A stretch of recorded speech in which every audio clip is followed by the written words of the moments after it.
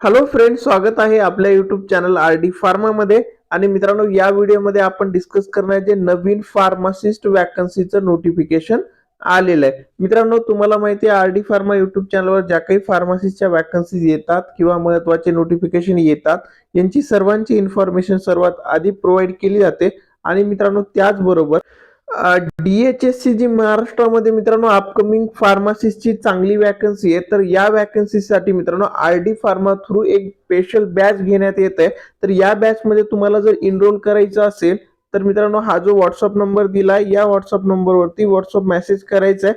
आणि त्याचबरोबर मित्रांनो, ज्या स्टुडंटला प्रायव्हेट सेक्टरमध्ये आपलं करिअर करायचंय, जसं की फार्मा कोव्हिजिलन्स खूप चांगलं डिपार्टमेंट आहे, तर फार्मा कोव्हिजिलन्सचं सर्टिफिकेशन कोर्स पण आपल्या R D pharma channel through provide केला जातो. याला जॉईन करायचं असेल, एनरोल करायचं असेल, हा जो नंबर व्हॉट्सअप दिलेला आहे यावरती व्हॉट्सअप मेसेज करायचा आहे. आता आपण वॅकन्सीच्या मेन मुद्द्याकडे वळू मित्रांनो. तर मित्रांनो, ही जे फार्मासिस्ट वॅकन्सीचं नोटिफिकेशन आहे कुठून आलेलं आहे, ही ऑफिशियल साईट आहे. आणि मित्रांनो, आपल्या आर डी फार्मा युट्यूब चॅनलवरती ज्या काही फार्मासिस्टच्या वॅकन्सी सांगितल्या जातात त्याचे ऑफिशियल साईट दाखवून त्या ऑफिशियल साईटवरून नोटिफिकेशन डाउनलोड करूनच सगळी इन्फॉर्मेशन करेक्ट प्रोव्हाइड केली जाते. तर मित्रांनो, Kalyan Singh super speciality cancer institute, तर या इन्स्टिट्यूट मध्ये मित्रांनो फार्मासिस्ट वॅकन्सीचं नोटिफिकेशन आलेलं आहे. तर मित्रांनो, या ऑफिशियल साईटच्या रिक्रुटमेंट सेक्शन वरती गेल्याच्या नंतर इथे तुम्हाला एक ऍडव्हर्टाइजमेंट दिसत असेल, computer based test CBT examination 2025 for direct recruitment of non teaching post. तर या नोटिफिकेशनला मित्रांनो डाउनलोड करून आपण बाकी सगळ्या गोष्टी व्यवस्थित डिस्कस करणार आहेत. तर मित्रांनो, पहिल्यांदा आपण टोटल नंबर ऑफ फार्मसीच्या वॅकन्सी या नोटिफिकेशन मध्ये किती आहेत ते बघणार आहेत. या नोटिफिकेशन मध्ये मित्रांनो अदर पण वॅकन्सीज आहेत, पण आपल्या चॅनलवरती आपण pharmacist vacancy related detail information provide करतो. तर याच्यामध्ये फार्मासिस्ट JR2 ही जी वॅकन्सी आहे मित्रांनो, ही फार्मासिस्टची वॅकन्सी आहे. आणि याच्यामध्ये टोटल नंबर ऑफ वॅकन्सी जर बघितल्या तुम्ही कॉलम लास्ट मध्ये गेल्याच्या नंतर, तर मित्रांनो इथे 15 टोटल वॅकन्सीज आहेत. या वॅकन्सी कॅटेगरीनुसार डिवाइडेड. याच्यामध्ये जनरलच्या जर वॅकन्सी बघितल्या तर याच्यामध्ये 6 वॅकन्सी या नोटिफिकेशन मध्ये असणार आहे. हा जो PDF आहे मित्रांनो नोटिफिकेशनचा, हा PDF तुम्हाला आपल्या टेलिग्राम चॅनलवरती प्रोव्हाइड होईल.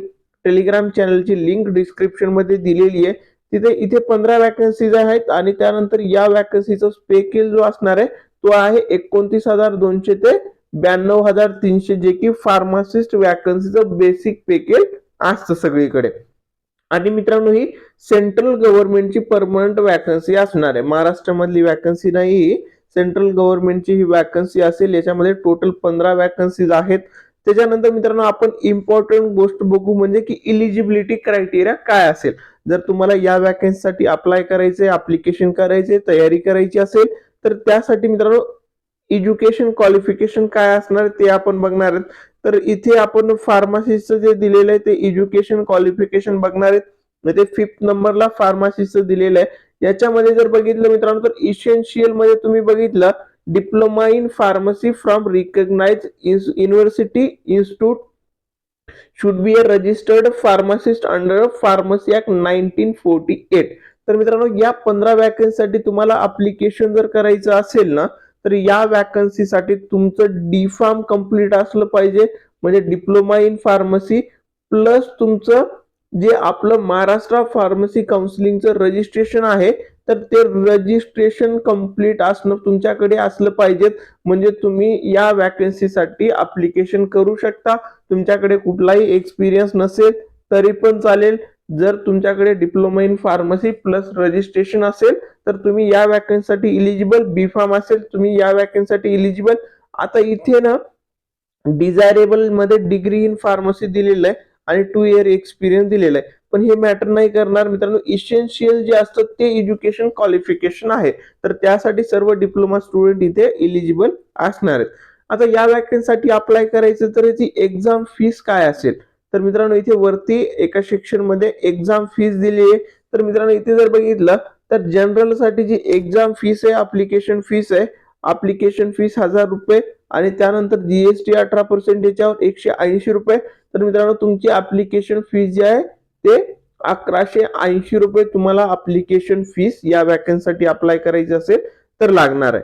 त्यानंतर मित्रांनो इथे इम्पॉर्टंट इंस्ट्रक्शन दिलेत की कशा पद्धतीने एक्झाम कंडक्ट केली जाईल. त्यानंतर तुम्ही कशा पद्धतीने ऍप्लिकेशन फॉर्म भरू शकता ते पण या नोटिफिकेशन मध्ये खूप व्यवस्थित पद्धतीने दिलेलं आहे.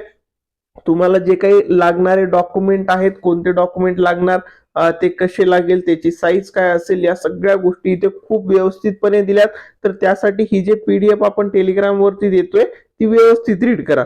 सगळ्या इम्पॉर्टंट गोष्टी तर मी सांगत आहे, पण बाकी काही गोष्टी असतात जे रीड करायला पाहिजेत ऍप्लिकेशन करायच्या आधी, ते तुम्ही करू शकता. इथे स्टेप वाईज प्रोसेस पण दिले की या वॅकन्सीसाठी तुम्हाला अप्लाय करायचं असेल तर कशा पद्धतीने अप्लाय करायचे. इथे बघा step first, step second, step 4 अशा पद्धतीने दिलंय. आणि इथे कोणत्या कोणत्या डिटेल तुम्ही भरणार, personal detail, communication detail, qualification detail, upload, photo upload आणि त्यानंतर ते पेमेंट.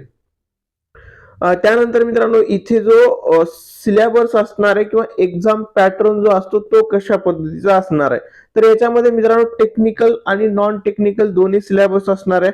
तर यामध्ये जे टेक्निकलचा सिलेबस आहे म्हणजे आपला फार्माचा सिलेबस आहे त्यावरती मित्रांनो 60 मार्काचा आपलं म्हणजे 60% जो असतो तो फार्माचा सिलेबस असणार आहे आणि 40% जो सिलेबस आहे तो असणार आहे मित्रांनो नॉन टेक्निकलचं. आता नॉन टेक्निकल मध्ये आपलं मराठी ग्रामर वगैरे असेल का, याच्यात नसणार आहे. जनरल इंग्लिश असेल, जनरल नॉलेज असेल, रिझनिंग असेल आणि मॅथमॅटिकल ऍप्टिट्यूड असेल. तर अशा पद्धतीने हे 100 मार्क्सचा पेपर असेल. त्याच्यामध्ये मित्रांनो बाकी निगेटिव्ह मार्किंग पण आहे याच्यामध्ये, तर ते थोडंसं तुम्ही व्यवस्थित स्टडी करा. त्याच्यानंतर मेरिट लिस्ट कशी लागेल, याच्या रिलेटेड रिझल्ट कसा लागेल, हे सगळे इन्फॉर्मेशन या नोटिफिकेशन मध्ये व्यवस्थित दिलेली आहे. आता काही स्टुडंटला प्रश्न पडला असेल, सर तुम्ही वॅकन्सी सांगितली, सर्व सांगितलं, पण ऍप्लिकेशन स्टार्ट डेट सांगितलीच नाही. तर मित्रांनो या नोटिफिकेशन मध्ये ऍप्लिकेशन स्टार्ट डेट दिली नाहीये, तर फक्त इथे काय बोललंय बघा, online application form are expected to be active shortly, please visit in the जी काय ऑफिशियल साईट आहे कल्याण सुपर स्पेशालिटी हॉस्पिटलची, तर या साईट वरती तुम्हाला काय करावं लागेल, रेग्युलर चेक करावं लागेल की ऍप्लिकेशन फॉर्म कधी स्टार्ट होत आहे. आणि त्या साईट वरती मित्रांनो अपडेट होईल की लास्ट डेट ऑफ ऍप्लिकेशन काय असेल. तर मित्रांनो इथे इन शॉर्ट याच्यामध्ये जे 15 वॅकन्सीज आहेत त्याच्यामधल्या ज्या जनरलच्या 6 वॅकन्सीज आहेत, या वॅकन्सीसाठी तुम्ही ऍप्लिकेशन फॉर्म फिल करू शकता. त्याच्यानंतर एज क्रायटेरिया जो आहे याच्यामध्ये स्टुडंटचं 40 इयर पर्यंत एज क्रायटेरिया असणार आहे. त्याच्यापेक्षा कमी एज असेल तुम्ही या वॅकन्सीसाठी अप्लाय करू शकता. आणि मित्रांनो या वॅकन्सीमध्ये जे कॅटेगरीमध्ये वॅकन्सीज आहेत ना त्याच्यासाठी तुम्हाला अप्लाय करता येणार नाही. जे जनरलच्या वॅकन्सीज आहेत, तर महाराष्ट्रातले जेवढे पण स्टुडंट आहेत सर्व जनरलच्या वॅकन्सीसाठी अप्लिकेशन करू शकतात. आता काही स्टुडंटला वाटत असेल सर 6 वॅकन्सीज आहेत जनरलच्या, मग काय होईल. मित्रांनो तुमचं स्टडी रेग्युलर असेल, तुमचं मेहनत प्रामाणिकपणे तुम्ही केलेली असेल ना, तर मित्रांनो 4 वॅकन्सीज असतील, 2 वॅकन्सीज असतील, 6 वॅकन्सीज असतील किंवा 1 वॅकन्सी असेल, तुम्हाला चान्स एक्झाम द्यायसाठी भेटत आहे तर एक्झाम दिली पाहिजे. तर सिलेबस हा फार्माचा 60% सगळीकडे सेमच असणार आहे. जे तुम्ही स्टडी केलाय डिग्री डिप्लोमा मध्ये तेच असणार आहे. तर ते तुम्ही व्यवस्थित सॉल्व्ह करा.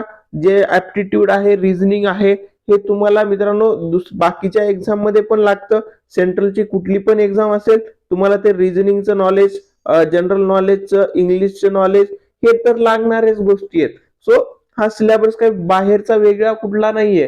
तुम्ही जे स्टडी करताय ऍज अ फार्मसीची तुम्ही तयारी करताय त्याच ह्याच्यामधला सिलेबस आहे. तर त्याच्यासाठी मित्रांनो आपल्याकडे जर अपॉर्च्युनिटी येत असेल ना, तर अपॉर्च्युनिटी आपण मिस नाही करायची, ती एक्झाम द्यायची. जरी एक्झाम फीस तुम्हाला वाटत असेल, पण एक एक्सपिरियन्स खूप इम्पॉर्टंट असतो मित्रांनो कुठल्याही एक्झाम मध्ये. म्हणजे ज्यावेळेस आपण फेल होतो त्याच वेळेस आपल्याला सक्सेस कशा पद्धतीने व्हायचंय त्याची इन्फॉर्मेशन समजते, त्याची आयडिया आपण त्या फेल्युअर मधून घेऊ शकतो. तर त्यासाठी मित्रांनो कुठलीही एक्झाम असेल, जर तुम्ही सिरियस फार्मासिस्ट बनायचं स्वप्न बघताय तर ती एक्झाम तुम्ही दिली पाहिजेत. आणि मित्रांनो आपल्या आरडी फार्माचा जो डीएचएससी बॅच आहे, ही डीएचएससी बॅच मित्रांनो जी अपकमिंग आपल्या महाराष्ट्रामध्ये सार्वजनिक आरोग्य विभागाच्या खूप मोठी वॅकन्सी येणार आहे. तर या वॅकन्सीसाठीची ही बॅच असणार आहे. या बॅचला जॉईन करायचं असेल तर आपला जो डिस्क्रिप्शन मध्ये मोबाईल नंबर दिलाय, तर या मोबाईल नंबरवरती व्हॉट्सअप मेसेज करायचंय आणि त्याचबरोबर फार्मा कोव्हिजिलन्स मध्ये तुम्हाला प्रायव्हेट सेक्टरमध्ये जॉब करायचा आहे तरी पण मित्रांनो तुम्हाला व्हॉट्सअपवरती मेसेज करायचा आहे. आणि मित्रांनो फार्मसीच्या सर्व अपडेट सर्वात लवकर तुम्हाला पाहिजे असतील तर आर.डी. फार्माच्या यूट्यूब चॅनलवर सबस्क्राईब करा आणि मित्रांनो टेलिग्राम चॅनलला नक्की जॉईन करा आणि हा व्हिडिओ तुमच्या सर्व फार्मासिस्ट फ्रेंड्स सोबत नक्की शेअर करा. Thank you all.